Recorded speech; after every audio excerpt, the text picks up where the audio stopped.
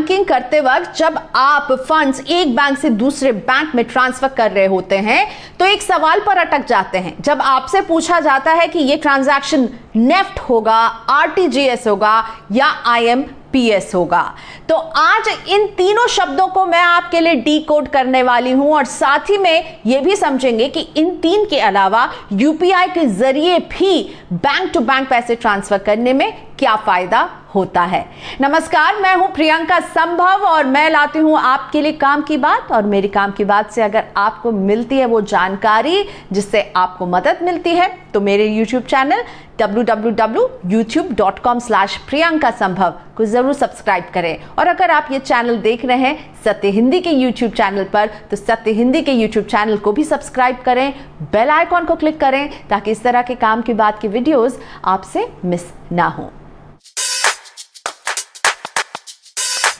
Online banking अब हम सब करने लगे हैं। वो लोग भी जो पहले कतराते थे अब ऑनलाइन बैंकिंग को आसान मान रहे हैं। लेकिन ये कॉम्प्लिकेटेड टर्म्स जो है नेफ्ट, आरटीजीएस, आईएमपीएस, यूपीआई, ये आपको थोड़ा सा कंफ्यूज कर देते हैं, मुझे भी करते हैं। और इसलिए मुझे लगा कि समझाना चाहिए कि इन ऑप्शंस में क्या फर्क होता है। तो इन चारों को ही आप इस्तेमाल करेंगे तो बैंक टू बैंक किसी के भी अकाउंट में देश के किसी भी कोने में आप पैसे भेज सकते हैं, ये तो हम सब जानते हैं।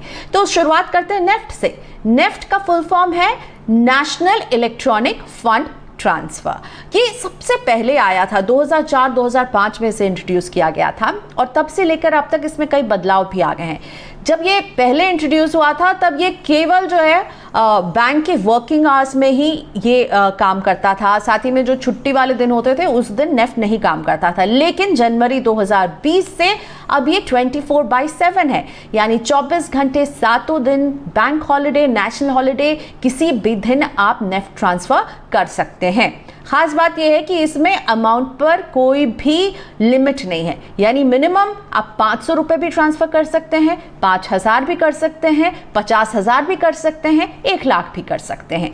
हाँ, इसमें जो एक बात है नेफ्ट में वो ये होती है कि नेफ्ट में जो पैसे ट्रांसफर है उसमें थोड़ा वक्त लगता है। सेम डे ट्रांसफर होते हैं लेकिन 2 घंटे का वक्त लगता है, क्योंकि नेफ्ट जो है वो बैचेस में पैसे ट्रांसफर करता है। हर आधे घंटे में देश भर में जितने भी बैंक्स में कस्टमर्स जो हैं वो नेफ्ट का ऑप्शन देते हैं, उनका एक बैच बनाया जाता है और फिर उसे ट्रांसफर किया जाता है पैसे को, तो 2 घंटे का वक्त लगता है। और नेफ्ट से अगर आप पैसे ट्रांसफर करना चाहते हैं तो जरूरी है कि आपको अपने बैंक में बेनिफिशियरी का नाम, अकाउंट नंबर, IFSC कोड सब कुछ डालना होगा। नेफ्ट का बटन क्लिक करने के बाद आपसे बैंक जो है SMS के जरिए या मेल के जरिए कोड भेजकर पुख्ता भी करेगा कि आपने ही ये ट्रांजैक्शन इनिशिएट किया है या नहीं। तो ये बात हुई नेफ्ट की। आप समझते हैं आरटीजीएस क्या है। आरटीजीएस का मतलब है रियल टाइम ग्रॉस सेटलमेंट, यानी जैसा नाम वैसा काम, रियल टाइम में आपके पैसे तुरंत उसी वक्त जैसे आप ट्रांसफर करेंगे आपके बेनिफिशियरी को मिल जाएंगे। नेफ्ट में 2 घंटे का वक्त लगता है, आरटीजीएस इमीडिएटली आपके पैसे पहुंचाता है। लेकिन आरटीजीएस की शर्त यह है कि आप जो रकम ट्रांसफर करना चाहते हैं वो 2 लाख या 2 लाख से ज्यादा की हो। 2 लाख से कम के रकम को आरटीजीएस के जरिए नहीं भेजा जा सकता। तो 2 लाख की एक कैपिंग है, मिनिमम अमाउंट 2 लाख होना चाहिए। ऑनलाइन ट्रांसफर करते हैं आरटीजीएस के सारे, आप बैंक ब्रांचेस में भी जाकर आरटीजीएस ट्रांसफर कर सकते हैं। तो आपको 25 लाख की एक अपर लिमिट कुछ बैंक देते हैं। लेकिन अगर आप बैंक ब्रांच में जाकर के आरटीजीएस ट्रांसफर करते हैं तो इस पर कोई लिमिट नहीं है। लेकिन इसमें भी कोई ट्रांजैक्शन कॉस्ट आपसे बैंक वसूलता नहीं है। नेफ्ट में भी कोई ट्रांजैक्शन कॉस्ट नहीं वसूलता है बैंक। लेकिन आरटीजीएस जो है वो केवल उन दिनों में ही काम करता है जब आपका बैंक वर्किंग हो। अगर बैंक की छुट्टी है तो उस दिन आप आरटीजीएस ट्रांसफर नहीं कर पाएंगे। अब बात करते हैं तीसरे ऑप्शन आईएमपीएस के बारे में, इमीडिएट पेमेंट सर्विस। ये है इसका फुल फॉर्म। और इमीडिएट यानी कि इमीडिएटली, उसी समय, तुरंत, ये आप जिस भी बेनिफिशियरी को पैसे पहुंचाना चाहते हैं उसके अकाउंट में पैसे चले जाते हैं। तो अब आप पूछेंगे कि आरटीजीएस और आईएमपीएस में फर्क क्या है। तो बेसिक फ़र्क ये है कि अमाउंट कितना आप ट्रांसफ़र करना चाहते हैं। हमने देखा आरटीजीएस में आप केवल 2 लाख और 2 लाख से ऊपर की रकम ट्रांसफ़र कर सकते हैं, तो वहीं आईएमपीएस में 2 लाख से नीचे की अमाउंट आप ट्रांसफ़र कर सकते हैं, यानी 2 लाख से ज़्यादा के अमाउंट को आईएमपीएस अकोमोडेट नहीं करेगा। मिनिमम अमाउंट कितना भी हो सकता है, 2 रुपये भी आप भेज सकते हैं, लेकिन अपर लिमिट है 2 लाख रुपए की। आईएमपीएस भी 24 घंटे 7 दिन एक्टिवेटेड रहता है, यानी अगर बैंक में छुट्टी है तब भी आप आईएमपीएस इमीडिएटली पैसे ट्रांसफर किसी और के अकाउंट में कर सकते हैं। बस 2 लाख से ज्यादा की रकम आप इसके जरिए ट्रांसफर नहीं कर सकते हैं। 2 लाख से ज्यादा की रकम है तो फिर आपको नेफ्ट यूज करना होगा या आरटीजीएस इस्तेमाल करना होगा। और साथ में ये भी जान जाइए कि आईएमपीएस में ना बैंक्स एक ट्रांजैक्शन कॉस्ट भी लेते हैं। 1 रुपए से 25 रुपए के बीच में हो सकता है, अलग अलग बैंक का अलग अलग हो सकता है, और अमाउंट आप कितना ट्रांसफर कर रहे हैं इस पर भी वो आधारित रहता है। वैसे कई बैंक ने इसे वेव ऑफ भी कर दिया है, लॉकडाउन की वजह से भी वेव ऑफ किया है, और वैसे भी आरबीआई लगातार इन बैंक्स को कह रहा है कि इस तरह के चार्जेस, क्योंकि वो ऑनलाइन बैंकिंग को, इंटरनेट बैंकिंग को बढ़ावा देना चाहते हैं, तो मत लीजिए। नेफ्ट और आरटीजीएस में कोई भी ट्रांजैक्शन कॉस्ट नहीं लगता है। आईएमपीएस में ट्रांजैक्शन कॉस्ट हो सकता है, अलग अलग बैंक्स का अलग हो। आईएमपीएस में भी आपको बेनिफिशियरी का अकाउंट नंबर और आईएफएससी कोड वगैरह फीड करना होगा, लेकिन अगर आप उसके बगैर भी ट्रांजैक्शन करना चाहते हैं तो एक मनी आइडेंटिफायर जो है आप अपने बैंक से बनवा सकते हैं। ये एक तरह का कोड होता है, और अगर आपके पास ये कोड है और आप जिसे ट्रांसफर करना चाहते हैं उसके पास भी एक कोड है, तो आपको सारे वो बैंक अकाउंट और ये सब डालने की ज़रूरत नहीं है बेनिफिशियरी के। आपके मनी मोबाइल आइडेंटिफायर नंबर को, एक 7 डिजिट का ये नंबर होता है, फीड करके आप बेनिफिशियरी तक पैसे इमीडिएटली पहुंचा पाएंगे। तो जब आप ऑनलाइन ट्रांजैक्शन करते हैं तो ये 3 स्टेप्स हैं जिसके जरिए आप पैसे भेजते हैं, लेकिन इसके अलावा एक और नया जरिया बन रहा है इंस्टेंट इंटरबैंक ट्रांसफर के लिए, यूपीआई यानी यूनिफाइड पेमेंट इंटरफेस। सारे ही बैंक्स के ऐप में आप एक यूपीआई का कॉर्नर देखेंगे, और यूपीआई में क्या होता है, बेसिकली जब आप नेफ्ट या फिर आप आरटीजीएस या आईएमपीएस यूज़ करेंगे तो आपको अपने बेनिफिशियरी को अपने अकाउंट से ऐड करना होगा, उनका आईएफएससी कोड डालना पड़ता है, उनके ब्रांच का नाम डालना पड़ता है। लेकिन अगर आप इस सारे झंझट में नहीं पड़ना चाहते हैं और आप जिसको पैसे भेजना चाहते हैं उसके पास एक यूपीआई आईडी है, आप अपना यूपीआई आईडी क्रिएट कीजिए और आप बस इस आपके अकाउंट के इस वर्चुअल आईडी से उस अकाउंट तक पैसे इमीडिएटली उसी समय ट्रांसफ़र हो जाते हैं, यानी इसमें कुछ वक्त भी नहीं लगता है।